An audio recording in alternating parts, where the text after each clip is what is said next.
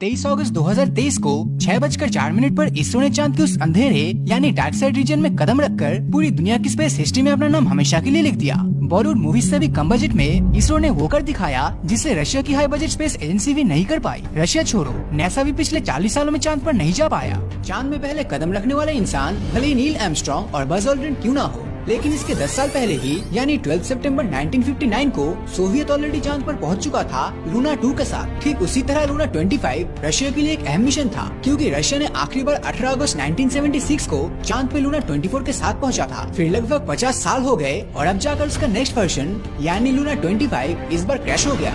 लेकिन आखिर इसके साथ क्या हुआ था, चलिए जानते हैं। लूना 25 जो कि 21 अगस्त को चांद पर लैंड करने वाला था, उसके 2 दिन पहले यानी 19 अगस्त शाम के 5:27 को रॉसकॉस्मोस ने लूना 25 के लैंडर को एक सिग्नल भेजता है, जिससे लूना 25 अपने थ्रस्टर को फायर कर सके और 18/100 किलोमीटर के प्री लैंडिंग एलिप्टिकल ऑर्बिट पे इंसर्ट कर पाए। लेकिन कुछ कम्युनिकेशन गैप की वजह से ये थ्रस्टर उसके तय किए हुए फायर से 1.5 गुना ज्यादा बढ़ गया था, जिस वजह से इस पिक्चर में मार्क किया गया लैंडिंग साइट पर लूना 25 ना जाकर थ्रस्टर के ज्यादा फोर्स की वजह से पहले ही क्रैश हो गया। हालांकि 19 से 20 अगस्त के टाइम तक रॉसकॉस्मोस से समझ नहीं पा रहा था कि आखिर लूना 25 के साथ हुआ क्या है। वो लगातार इससे संपर्क करने की कोशिश करते गए, मगर 20 अगस्त रॉसकॉस्मोस का ऑफिशियल बयान आया, जिसके अकॉर्डिंग ये ऑलरेडी क्रैश कर चुका था। लूना 25 का क्रैश देखकर सबको चंद्रयान 2 का दर्द भरा पल याद आ गया, मगर चंद्रयान 2 के फेलियर का मेन रीजन फाइनली 4 साल बाद इसरो के डायरेक्टर ने रिवील कर दिया। तो 22 जुलाई चंद्रयान 2 लॉन्च होने के बाद 2 सितंबर को ये अपने लैंडिंग प्रोसेस को स्टार्ट कर चुका था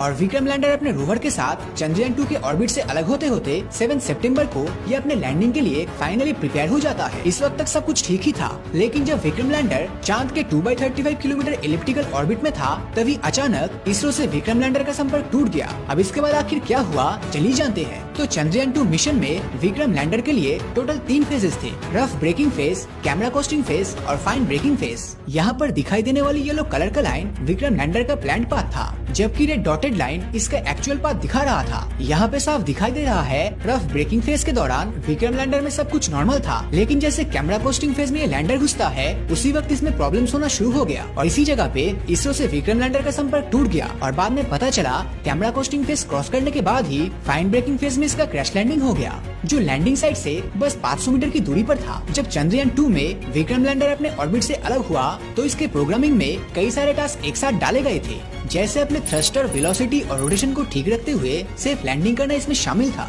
लेकिन इसरो द्वारा विक्रम लैंडर में इंस्टॉल किए गए प्रोग्राम में कई रेस्ट्रिक्शन भी थे। इसरो डायरेक्टर के मुताबिक विक्रम लैंडर के प्रोग्राम में 2 सबसे बड़ी मिस्टेक्स थी, जिसमें से पहला मिस्टेक था विक्रम लैंडर के पास कैमरा पोस्टिंग फेज में थ्रस्ट कंट्रोल करके अपने ट्रेजेक्टरी पाथ को सही करने का कोई प्रोग्राम ही नहीं था, जिसके कारण कैमरा कोस्टिंग फेज में जब विक्रम लैंडर का स्पीड बढ़ गया तब इस प्रोग्राम की रेस्ट्रिक्शन की वजह से विक्रम लैंडर अपना स्पीड स्लो डाउन नहीं कर पाया। हालांकि इसके बाद भी विक्रम लैंडर के पास एक मौका और था कि इसे रोटेट करके अपने स्पीड को कम कर सके, लेकिन यहाँ पर इसरो से गलती हो गई। जहाँ विक्रम लैंडर पे रोटेशनल रेस्ट्रिक्शन दे दिया गया, वहाँ ये रोटेशनल स्पीड 10 डिग्री पर सेकंड था, जो इतना कम था कि अचानक बढ़ते हुए स्पीड को ये कंट्रोल नहीं कर पाया। फिर इसरो के साथ विक्रम लैंडर का संपर्क टूट गया और ये लैंडिंग साइट को मिस कर गया। लैंडिंग साइट मिस करने के बाद लैंडर में और कोई कमांड न होने के कारण ये क्रैश हो गया। लेकिन इस गलती को सुधारा गया चंद्रयान 3 के प्रोग्राम में, जहाँ पूरा थ्रस्टिंग कंट्रोल लैंडर को दे दिया गया, जिससे ये खुद अपने स्पीड को कंट्रोल कर पाए। और दूसरा इम्प्रूवमेंट ये था कि अगर ये अपने लैंडिंग साइट मिस भी कर देता, तब भी इसके ऊपर ऐसा प्रोग्राम किया गया था